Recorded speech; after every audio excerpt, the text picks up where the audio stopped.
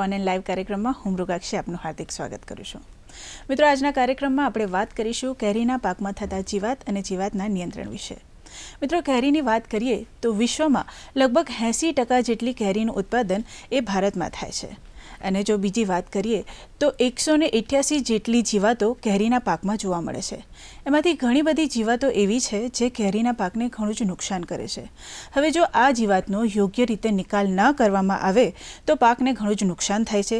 સાથે સાથે તેના ઉત્પાદન તથા ગુણવત્તામાં પણ ભારે અસર દેખાય છે.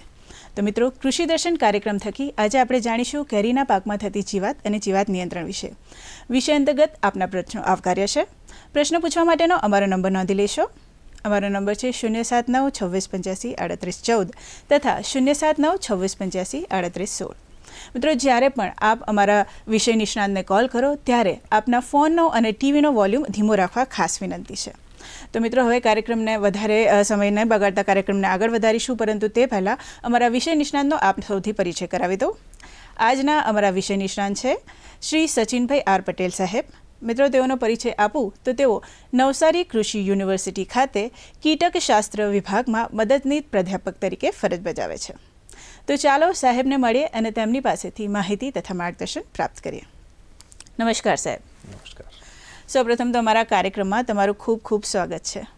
હવે સાહેબ, જેમ આપણે સૌ જાણીએ છીએ કે ભાઈ કેરીનો જે પાક છે એ જેમ આપણે જણાવ્યું કે ભાઈ 80% ઉત્પાદન જે છે એ વિશ્વનું એ ભારતમાંથી થાય છે.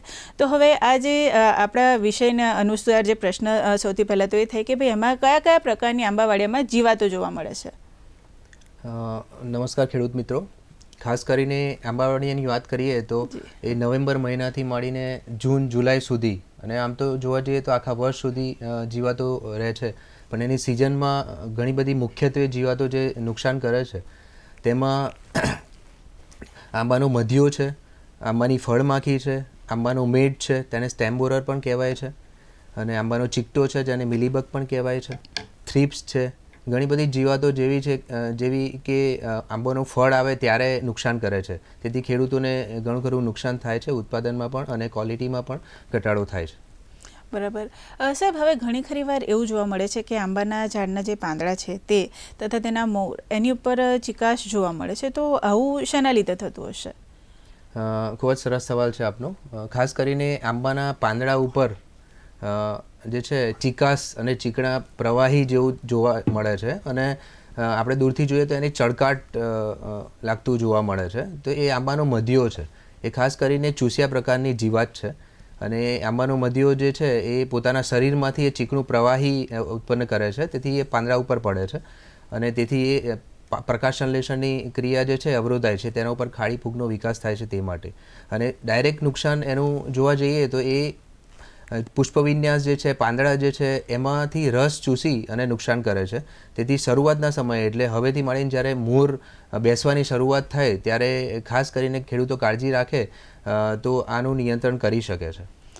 બરાબર. હવે આપણે જેમ કીધું કે શરૂઆતથી કાળજી રાખવી જોઈએ. જેમ કે આપણે સૌ જાણીએ છીએ, આપણામાં કહેવત છે કે ભાઈ આગ લાગે એની પહેલાં આપણે પાણીની વ્યવસ્થા કરવી જોઈએ. તો આવામાં જો આપણે મધ્યને નિયંત્રણમાં રાખવો હોય તો શું શું પગલાં ભરી શકે ખેડૂત મિત્રો?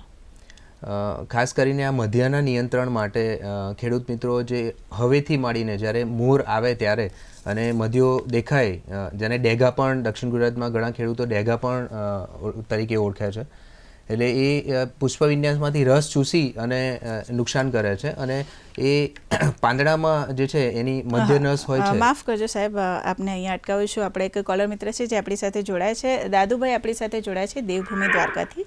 આપણે પહેલા એમનો પ્રશ્ન સાંભળી લઈએ. નમસ્કાર દાદુભાઈ. હા હાજી, શું પ્રશ્ન છે? ને મોર આવે ને ત્યારે જે ફળ બંધાય ને નાના ફળ હોય ને ત્યારે વધારે ખરે છે. બરાબર છે.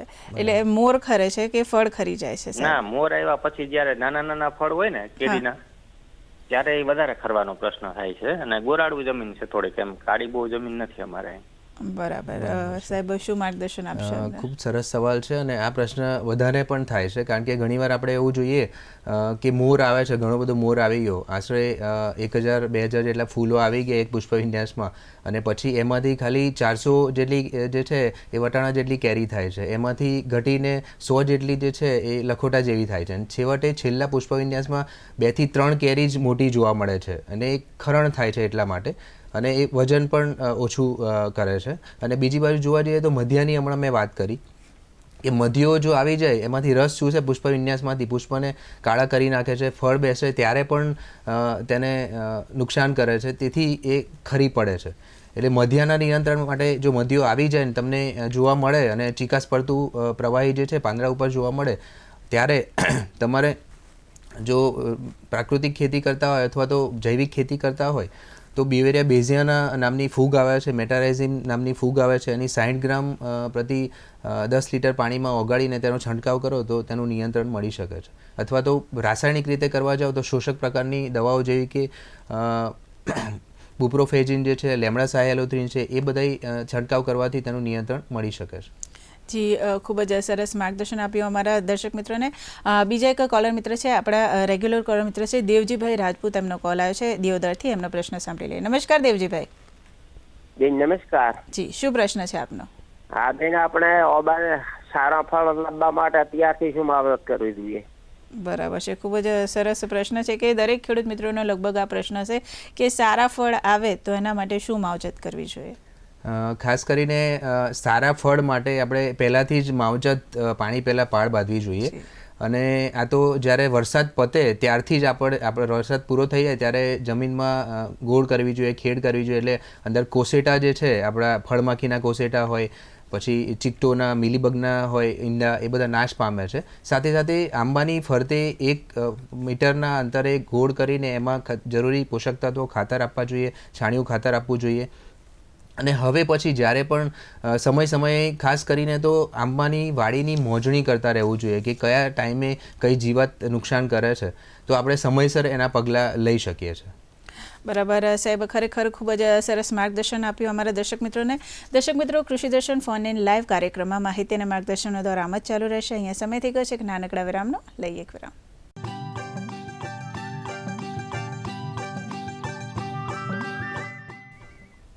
વિરામ બાદ ફરી એકવાર સ્વાગત છે આપ સૌનું કૃષિ દર્શન ફોન ઇન લાઈવ કાર્યક્રમમાં. અને મિત્રો, આપ સૌ જાણો છો કે આજના કાર્યક્રમનો આપણો વિષય છે આંબાના પાકમાં જીવાત નિયંત્રણ.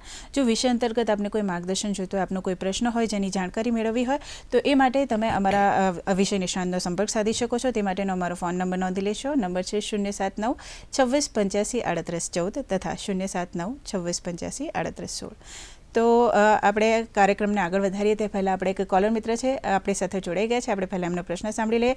મહાવીરસિંહ આપણી સાથે જોડાયા છે, એમનો પ્રશ્ન સાંભળી લઈએ. નમસ્કાર મહાવીરસિંહ ભાઈ. નમસ્કાર. જી, શું પ્રશ્ન છે આપનો? મારો પ્રશ્ન એ છે કે મારે વર્ષ દિવસના આંબા છે. જી. તો એને એકદમ બળિયાટા કરવા હોય તો એના માટે શું એની માવજત કરવી પડે? ચોક્કસથી તમને તમારા પ્રશ્નનો જવાબ મળશે. સાહેબ, શું માર્ગદર્શન આપશો એમને?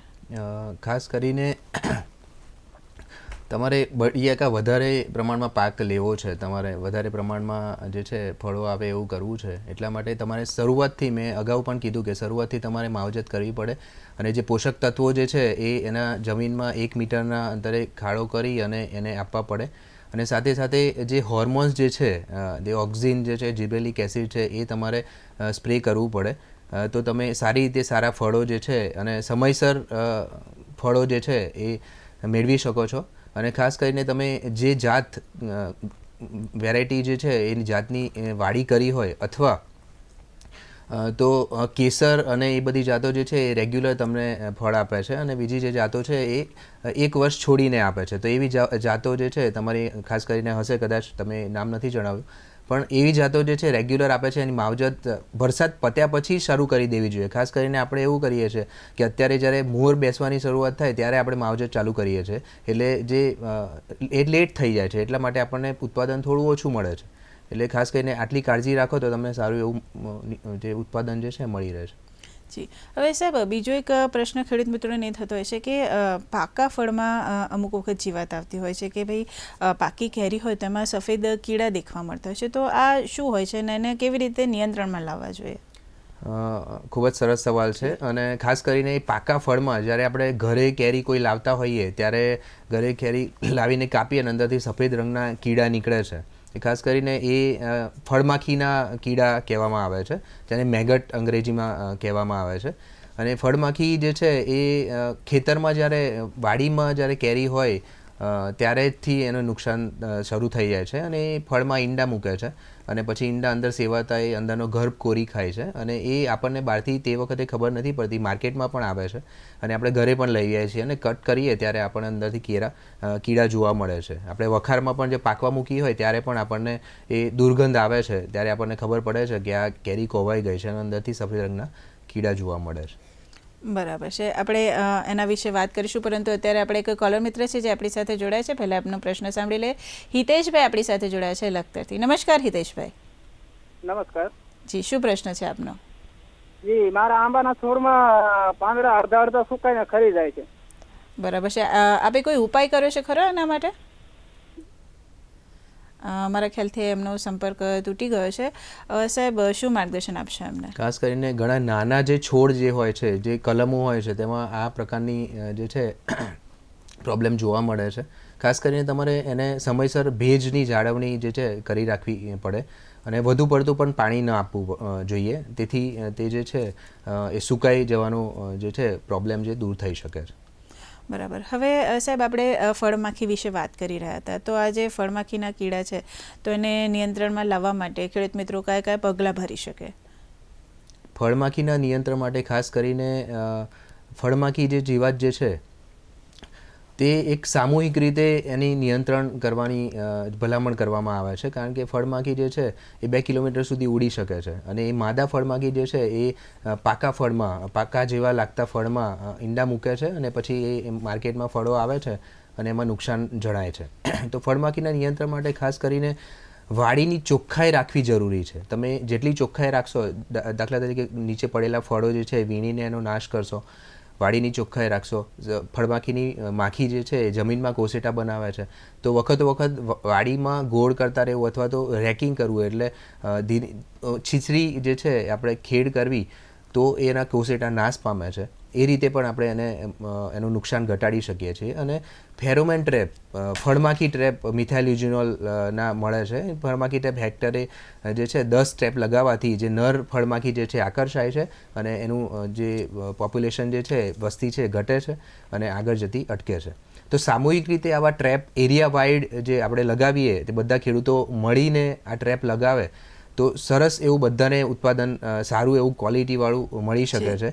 કારણ કે ઘણા ટાઈમ એવું થાય છે કે એક ખેડૂત લગાવે છે અને બાજુવાળા ખેડૂત નથી લગાવતા, તો એનો કંઈ ફરક વધારે કંઈ પડતો નથી. એટલે બધા ખેડૂતોને મળી અને સામૂહિક રીતે ઝુંબેશ ચલાવીને ખાસ કરીને આ ફળમાખીનું નિયંત્રણ કરવું જોઈએ.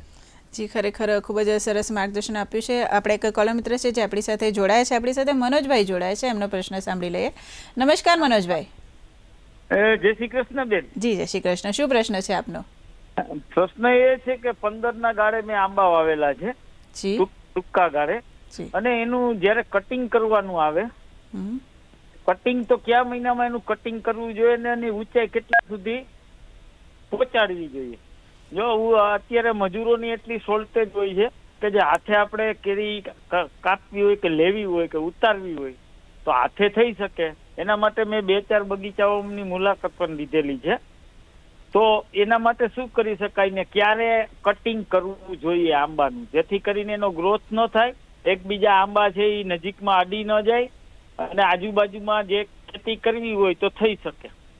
જી, ચોક્કસથી તમને માર્ગદર્શન મળશે. ખૂબ જ સરસ પ્રશ્ન છે કે એમણે નિરીક્ષણ તો કર્યું છે પરંતુ એમાં એ ક્યાંક અટકે છે, તો શું એમનો ઉપાય હોઈ શકે? ખાસ કરીને ગુણવત્તાસભર કેરી માટે અને ક્વોલિટીવાળી કેરી માટે આંબાવાડિયામાં આ તમે 15ના ગાળે કર્યું છે એ સરસ એનું વાવેતર છે. અને ખાસ કરીને એની કાપણી જે છે તમે 15ના ગાળે કરો અને જેટલો સૂર્યપ્રકાશ જમીન પર આવશે, વાડીમાં આવશે, એટલો તમારે જીવાતોના પ્રશ્ન ઓછા રહેશે. ખાસ કરીને મધ્યા નામની જીવાત જે છે, જે શરૂઆતમાં આવી જાય છે, તેના પ્રશ્નો ઓછા રહેશે. અને તમારો પ્રશ્ન એ હતો કે કેટલી હાઇટ સુધી કરવી જોઈએ. એટલે આપણે જે છે 15 ફૂટ 20 ફૂટે રાખી અને તમે એને કટિંગ કરો અને એની ડાળીઓ જે છે ઉપરની ડાળીઓ જે કટ કરી નાખો તો તમને એ સારી રીતે ફૂટ પણ વાનસ્પતિક ફૂટ પણ મળે છે અને પછી કેરીઓ પણ સારી રીતે તમને મળી શકે છે. જી સાહેબ, ખરેખર ખૂબ જ સરસ માર્ગદર્શન આપ્યું છે મારા કોલર મિત્રને. દર્શક મિત્રો, આંબાના પાકમાં જીવાત નિયંત્રણ વિષય અંતર્ગત માહિતી અને માર્ગદર્શનનો દોર આમ જ ચાલુ રહેશે, પરંતુ અહીંયા કૃષિ દર્શન ફોન ઇન લાઈવ કાર્યક્રમમાં સમય થઈ ગયો છે કે નાનકડા વિરામનો લઈએ એક વિરામ.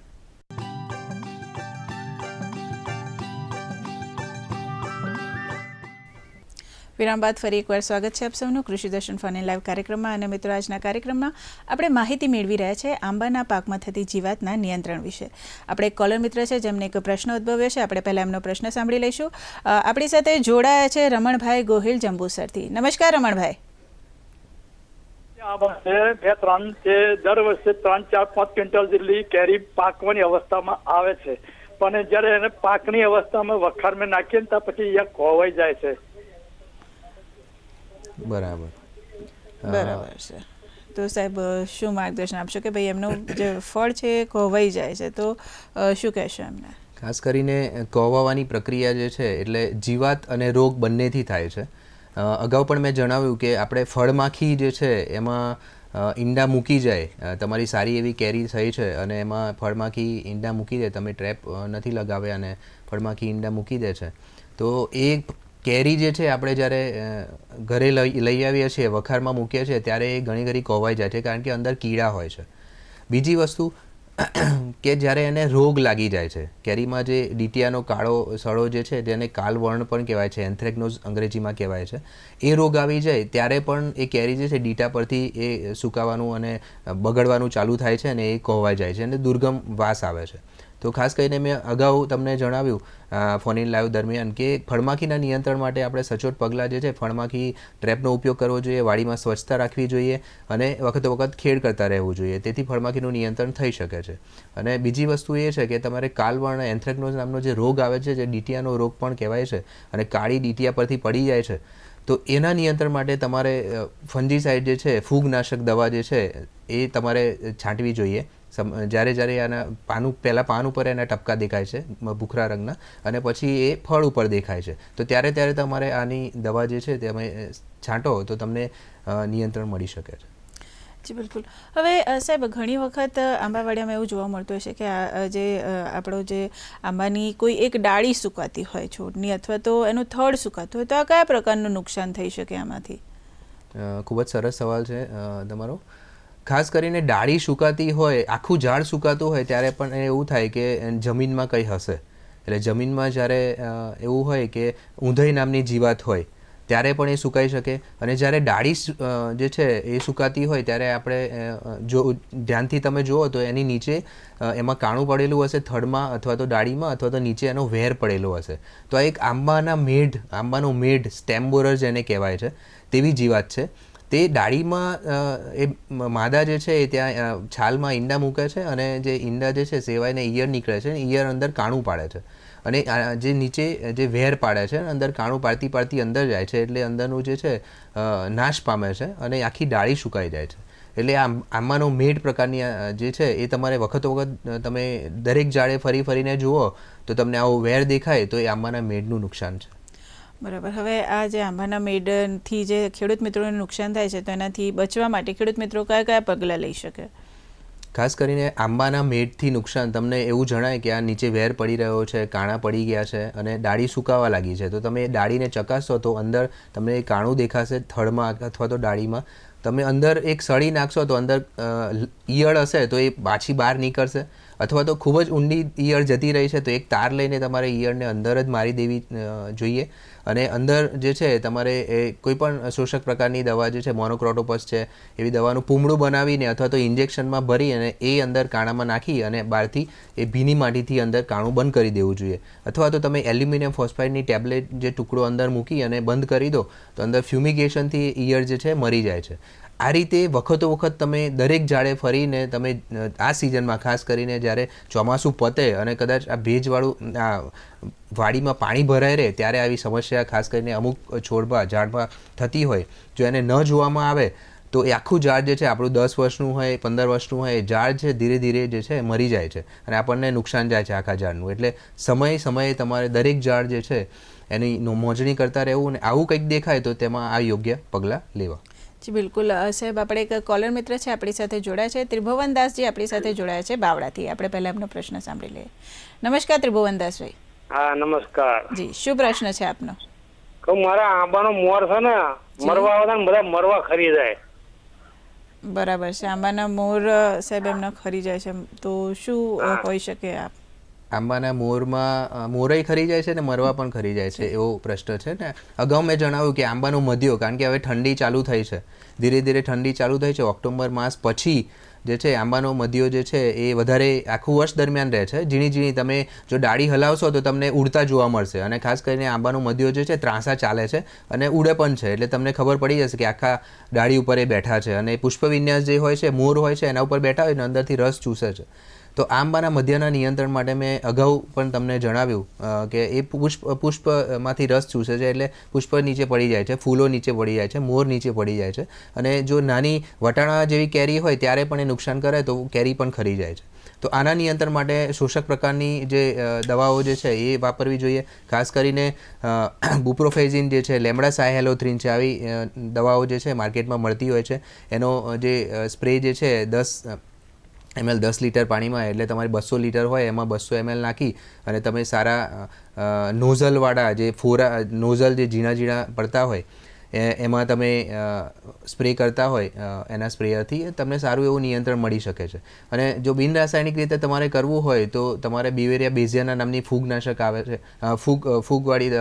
ફૂગ આવે છે, મેટારાઇઝિમ આવે છે, એ 60 ગ્રામ 10 લીટર પાણીમાં નાખી તમે છંટકાવ કરો તો તમને અસરકારક નિયંત્રણ મળી રહે છે. પણ સમયસર આ જે શરૂઆતમાં તમને દેખાય ત્યારે કરવું જરૂરી છે. આખા ઝાડમાં આવી ગયા, આખી વાડીમાં આવી ગયા પછી થોડું લેટ થશે પણ નિયંત્રણ તો મળી રહેશે. જી બિલકુલ. હવે સાહેબ, બીજું એક આંબાની એક જીવાત છે, સફેદ રંગની આંબાના ઝાડ ઉપર દેખાય છે જીવાત, તો એ કયા પ્રકારની જીવાત છે અને એના નિયંત્રણ માટે શું કરવું જોઈએ? ખાસ કરીને સફેદ રંગની જીવાત જે છે એને ચીકટો કહેવામાં આવે છે, જેને મિલીબગ પણ. સાહેબ માફ કરજો, આપને અહીંયા અટકાવું છું. આપણે એક કોલર મિત્ર આપણી સાથે જોડાયા છે, આપણે પહેલા એમનો પ્રશ્ન સાંભળી લઈએ. સુરેશભાઈ આપણી સાથે જોડાયા છે, એમનો પ્રશ્ન સાંભળી લઈએ. હા જી, નમસ્કાર સાહેબ. હા નમસ્કાર બેન. જી, શું પ્રશ્ન છે આપનો? મારે આંબા છે 3-4 વર્ષના પીળા વેસ. બરાબર છે. મારે 3-4 પીળા બહુ પડી જાય છે. બરાબર છે સાહેબ, તો આ કયા પ્રકારની નુકસાન તમારે તમારા આંબા જે છે એને બરાબર પોષક તત્વો તમારે આપવા જોઈએ અને પાણી જે છે ભેજનું પ્રમાણ રહેવું જોઈએ. શરૂઆતમાં ગોળ કરીને મેં કીધું ને કે તમે 1 મીટરમાં ગોળ કરીને તમે એને ખાતર અને છાણિયું ખાતર, ખાસ કરીને સારું કોહવાયેલું છાણિયું ખાતર, દાખલા તરીકે તમે કદાચ જો સારું કોહવાયેલું ના વાપરો તો તેમાં ઉધઈના પ્રશ્નો પણ આવી શકે છે અને એને ઉધઈ પણ ખાઈ શકે છે, એટલે પણ સુકાતા હોય. એટલે સારું કોહવાયેલું છાણિયું ખાતર વાપરો. ખાતર વાપરીને એને ભેજ નિયમન કરો, તમે પાણી આપો તો સારી રીતે તમારા જે છે એ લીલા રંગના પાંદડા જે છે સારી રીતે ગ્રો કરી શકે છે. જી સાહેબ, ખરેખર ખૂબ જ સરસ માર્ગદર્શન આપ્યું છે તમે અમારા દર્શક મિત્રોને, અને ખાસ કરીને આંબાના પાકમાં થતી જીવાત એના વિશે જે ઉત્તમ માર્ગદર્શન આપ્યું એ બદલ સાહેબ તમારો ખૂબ ખૂબ આભાર. ધન્યવાદ. તો દર્શક મિત્રો, હવે સમય થઈ ગયો છે આપ સૌથી રજા લેવાનો, પરંતુ રજા લેતા પહેલાં અમારો આગામી વિષય નોંધી લેશો. આગામી તારીખ 18/12/2024 બુધવારે સાંજે 5:30 વાગે પ્રસારિત થનાર કૃષિ દર્શન ફોન ઇન લાઈવ કાર્યક્રમનો વિષય રહેશે કૃષિમાં આવશ્યક પોષક તત્વો અને તેની ભૂમિકા. વિષય એકવાર ફરીથી નોંધી લેશો. તારીખ 18/12/2024 બુધવારે સાંજે 5:30 વાગે પ્રસારિત થનાર કૃષિ દર્શન ફોન ઇન લાઈવ કાર્યક્રમનો વિષય રહેશે કૃષિમાં આવશ્યક પોષક તત્વો અને તેની ભૂમિકા. તો દર્શક મિત્રો, આશા રાખીએ કે આપને અમારો આજનો આ કાર્યક્રમ પસંદ આવ્યો હશે. આપને મળેલ માહિતીનો ભરપૂર ઉપયોગ કરીને આપના વ્યવસાયમાં સફળ થાવ તેવી આશા સાથે ફરી મળીએ. ત્યાં સુધી રજા આપશો. નમસ્કાર.